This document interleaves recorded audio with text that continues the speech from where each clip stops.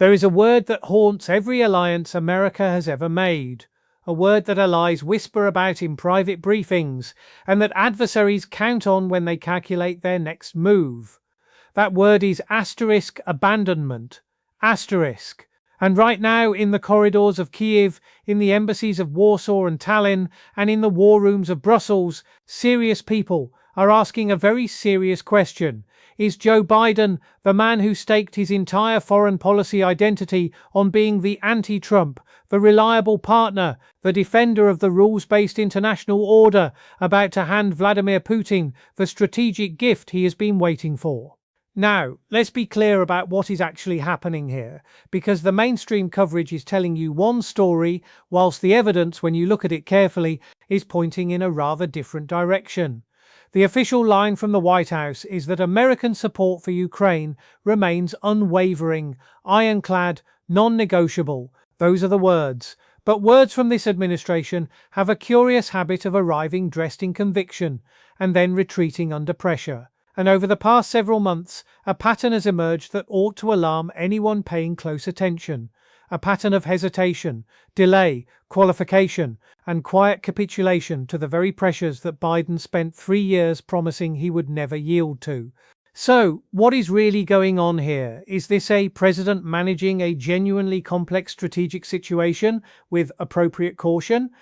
Or is it something else, the terminal wobble of an administration running out of political will, domestic bandwidth, and institutional coherence at precisely the moment when its most vulnerable partner needs it most?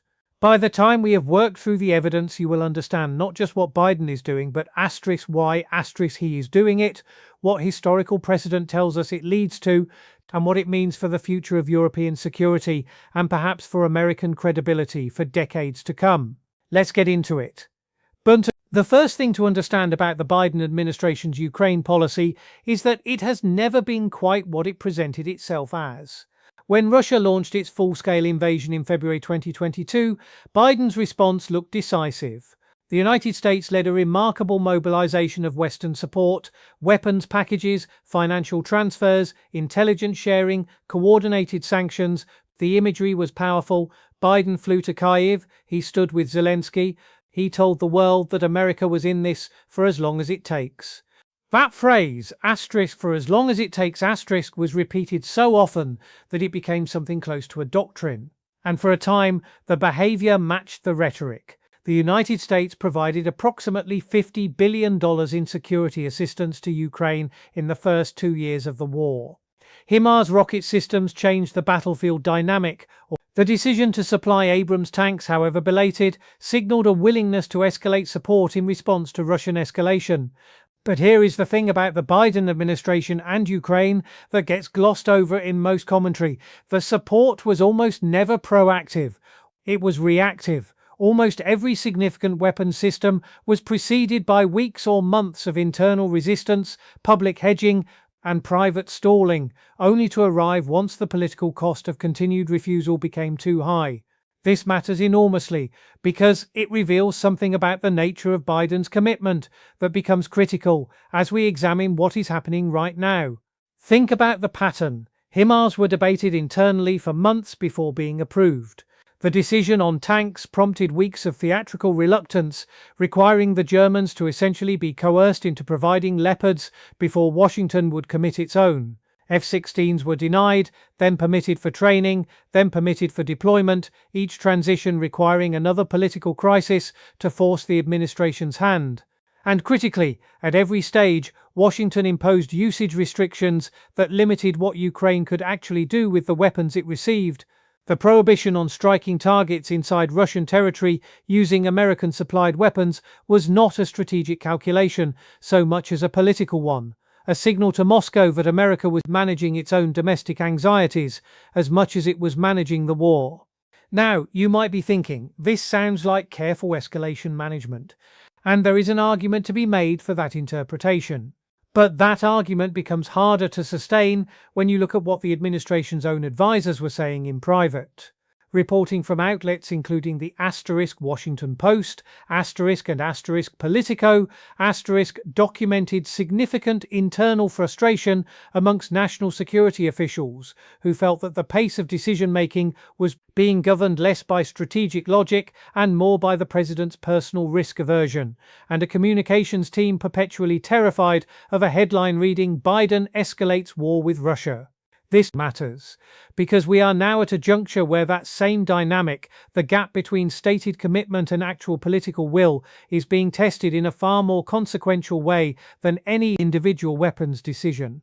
Let's talk about the specific fault lines that are now visible, because this is where the evidence becomes genuinely striking.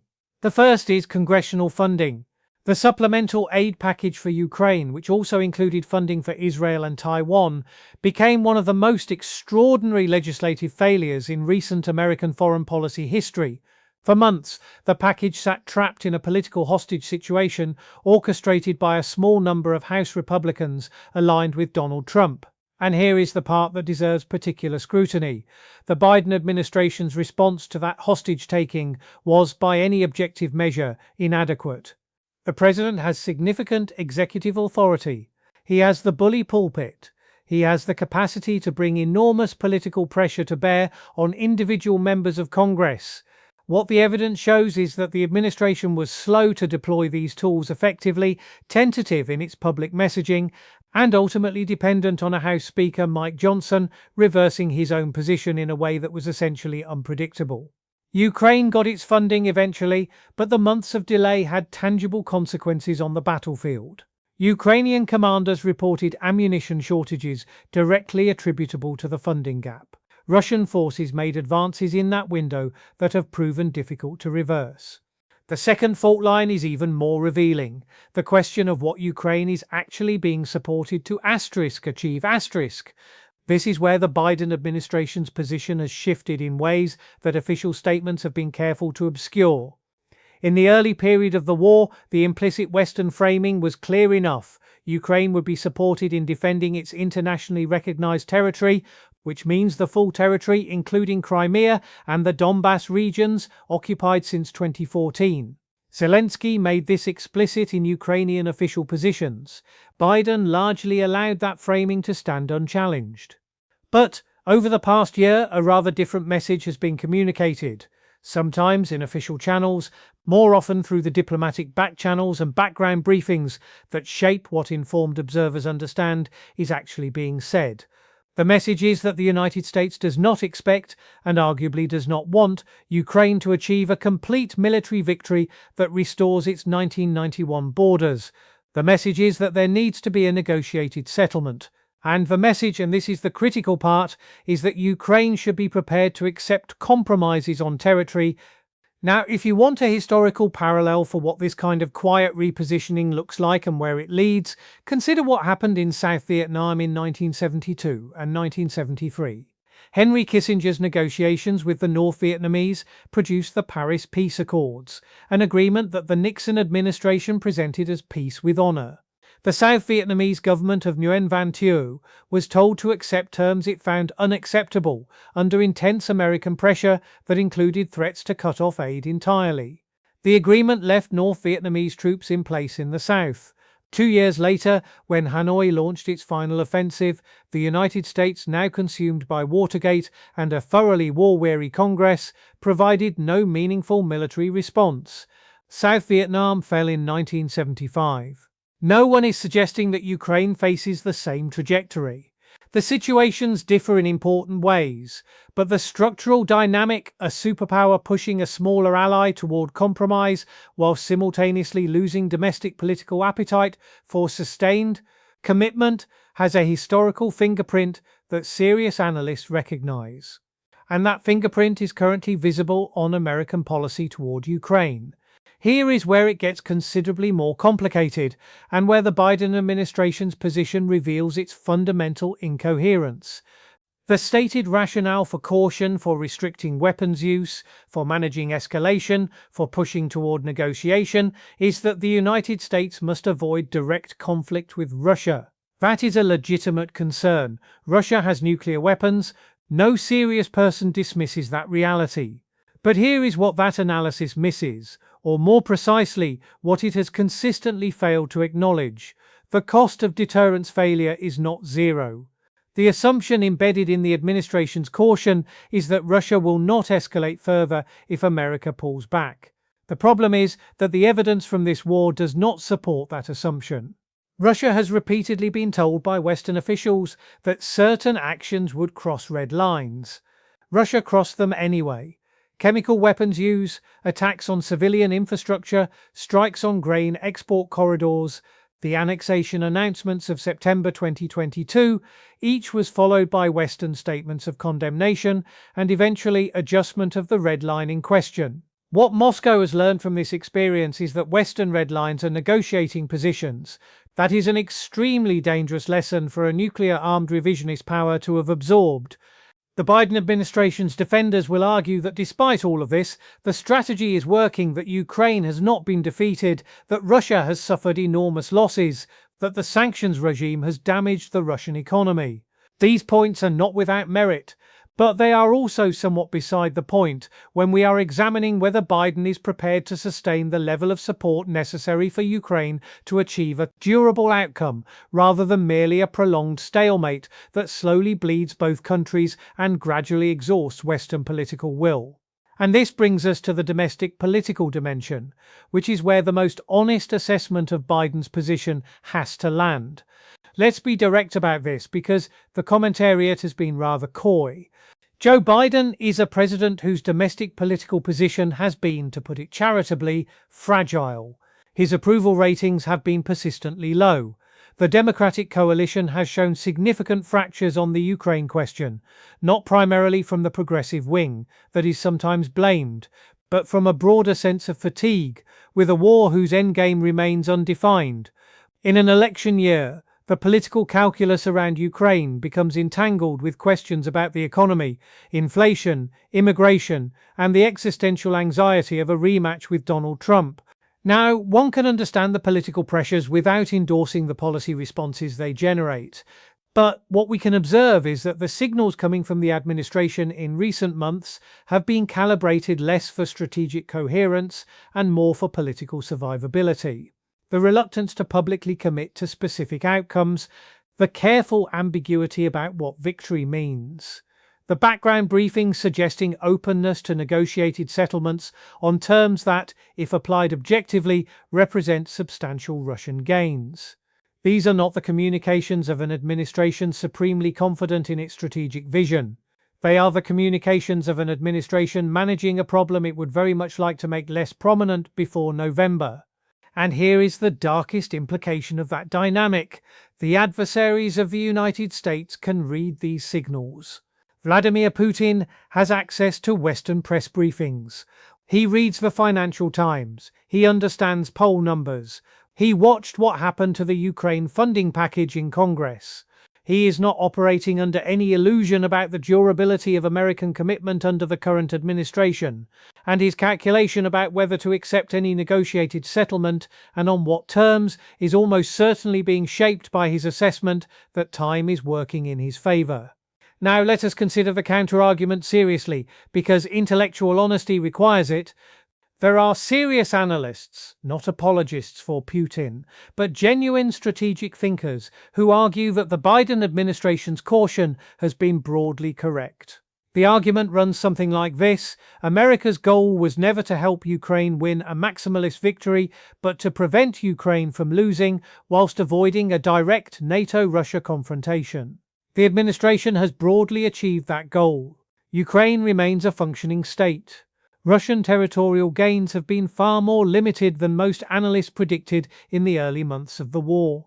NATO's eastern flank has been strengthened significantly. Finland and Sweden are now alliance members. The cost to Russia in lives, equipment, economic damage and international isolation has been enormous. This is not a trivial case, and it deserves engagement rather than dismissal. But here is the problem with it. The argument conflates short-term stability with durable outcomes. A Ukraine that survives but remains perpetually under threat, with Russian forces in place on occupied territory and Moscow's strategic objectives fundamentally undefeated, is not a secure Ukraine. It is a frozen conflict, a strategic ambiguity that Russia has proven in other theaters, from Georgia to Moldova, it knows how to exploit. The history of frozen conflicts in post-Soviet space is not encouraging for the party on the non-Russian side of the line. Furthermore, the deterrence argument cuts the other way from what the cautious school assumes. A Russia that has been seen to extract territorial and political gains through the threat of nuclear escalation has learned something important about how to conduct future aggression. The Baltic states know this, Poland knows this, the Finns, who share 1,340 kilometers of border with Russia, certainly know this. The signal that American support is calibrated, conditional, and ultimately elastic under sufficient pressure is not a stabilizing signal for European security. It is a destabilizing one. So, where does this actually leave us? What can we project forward with reasonable confidence given the evidence we have examined? The most likely near-term scenario, based on the pattern of behavior we have traced, is not a dramatic American abandonment of Ukraine. That is not how these things tend to happen.